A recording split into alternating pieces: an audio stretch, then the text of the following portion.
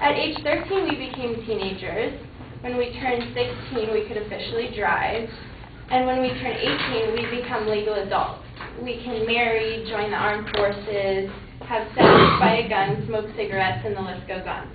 But it isn't until 3 years later, at age 21, that we can legally take our first sip of alcohol. This law does not seem to be very effective, though, because according to alcoholnews.org, nearly 80% of high school seniors admit to at least trying a drink. Now, pretty much all my friends are under 21, and I've witnessed all of them abuse alcohol. Certainly, each one of you has been affected by the minimum drinking age in one way or another. I propose that lowering the drinking age to 18 would reduce the abuse of alcohol among young adults ages 18 to 20 for three main reasons. First, legal age 21 adversely promotes binge drinking among young adults. Second, legal age 21 entices young people to partake in consuming alcohol because of the thrill of breaking the law. And third, legal age 21 makes it more likely that young adults will consume alcohol in unregulated environments without supervision. Let's begin with my first point. Legal age 21 adversely promotes binge drinking among young people. Binge drinking is the consumption of 5 or more alcoholic drinks in a single occasion.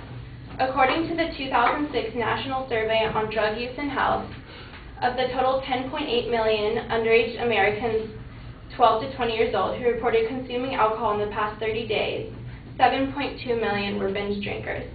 In order to avoid getting arrested and facing legal consequences of underage drinking, it makes sense that we tend to drink large quantities of alcohol in very short periods of time so that we can be drunk wherever our destination is. Reducing the drinking age to 18 would make alcohol consumption a more normalized activity done in moderation. Young adults might not be so inclined to binge drink if consumption was legal and they didn't have to get so intoxicated prior because of the fear of getting caught by authorities. Drinking in moderation would decrease the harmful outcomes of binging.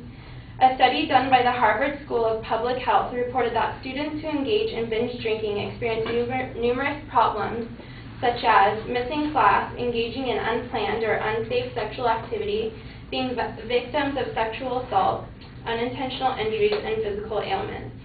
Lowering the legal drinking age would make it more likely that young adults would become responsible consumers, thus reducing binge drinking. Now that we've spoken about how legal age 21 adversely promotes binge drinking, let's move to my second point. Legal age 21 entices underage people to partake in drinking because of the thrill of breaking the law. Most young adults view alcohol as an object of desire whose appeal is a direct result of knowing that it is forbidden to consume. Lowering the drinking age would diminish the attraction of forbidden fruit. Most teenagers at some point or another try to rebel against authority. I can remember my mom telling me when I was 13, you can't watch MTV, and as soon as she would leave the house, I would go straight to the couch and watch MTV. I'm sure you can all relate to rebellion against an authority figure. Paul Tappan, author of Juvenile Delinquency, writes, "The fact that an activity involves breaking the law is precisely the fact that often infuses it with an air of excitement.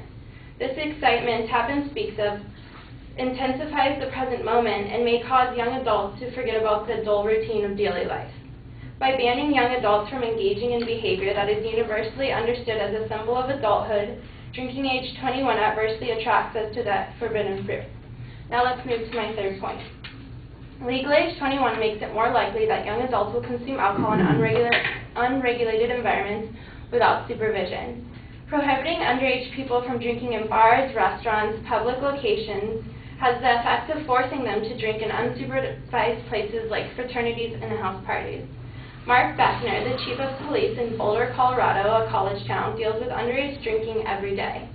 Beckner has tried many different kinds of enforcement techniques over the years, including strict crackdowns.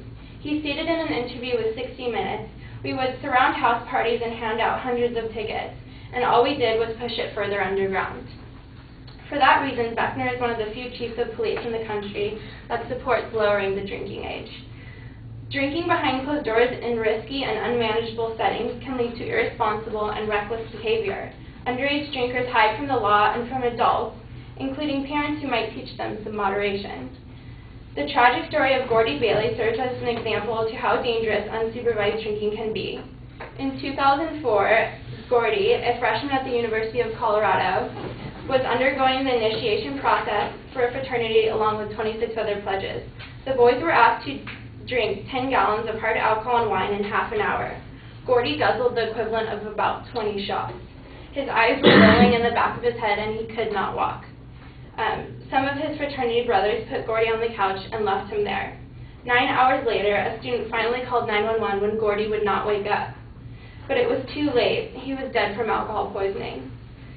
Had there been some adult supervision or had this party taken place in a public setting, I believe Gordy's life would have been saved. Lowering the drinking age would allow teens to drink in regulated environments with supervision. In summary, I've gone over 3 main points as to why drinking age 18 would reduce the abuse of alcohol among young adults. The first reason was that lowering the drinking age would reduce the dangerous practice of binge drinking. Next, reducing the minimum drinking age would make alcohol less of a taboo, taking away the thrill that many young people get from breaking the law. And lastly, lowering the drinking age would make it more likely that consumption of alcohol take place in regulated environments with supervision. Together, these 3 reasons support the claim that reducing the minimum drinking age would decrease the negative outcomes stemming from underage consumption. Cheers, and thank you, everyone.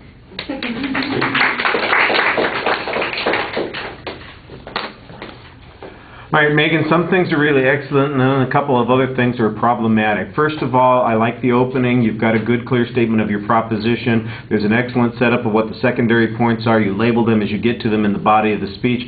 Sometimes it sounds a little mechanical when you're delivering that. Part of that's because you're reading. Part of it's because I know that you're doing this, trying to follow the guidelines that I gave you, and you're doing a very good job on it, but you're adhering to them so closely that it does sound a little robotic. So you want to be careful. Sometimes you need to inject a little more personality into it. I did like the examples that you had, though. They were interestingly presented, and I thought you did a good job on that. The place where there's a little bit of weakness is on the evidence. You've got good examples of problems with binge drinking and how widespread binge drinking is, but I didn't hear any evidence that really linked it to the age level. I had a theory that links it to the age level, but there wasn't any backup on that theory. On the forbidden fruit point, on the second point, I think, again, you've got a good theory here. You have one expert who offers their opinion on this, but it sounds pretty conclusionary. Additional research doesn't seem to have been suggested at this point.